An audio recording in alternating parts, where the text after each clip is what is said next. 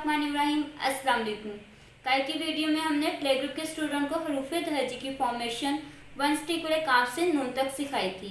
आज की वीडियो में हम वाव के आगे से शुरू करेंगे। वाव के लिए पहले आपने यहाँ पे एक डॉट लगाना है, एक इधर और एक इसके मिड में, और यहाँ से थोड़ा सा इस तरह आपने इसे ट्रायंगल की तरह बनाना, राउंड करके, और इस तरह जैसे डे की शेप होती है। इसको वाव के हेड को साथ ही फिल कर देना है।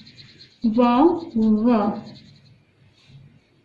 है के लिए एक ऊपर और एक नीचे, सर्कल की तरह गोल है। हाँ,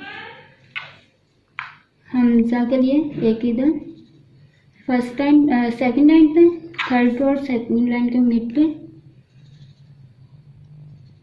और थर्ड लाइन पे इस तरह इसको राउंड इस तरह बना के ये स्लॉन्ग स्टिक।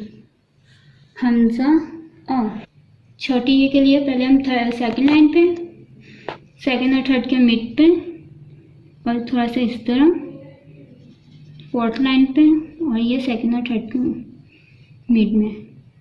यहाँ से स्टार्ट लाइन, ये फिर स्टार्ट लाइन, थोड़ा सा राउंड करके फिर स्टार्ट लाइन, और ये राउंड में ये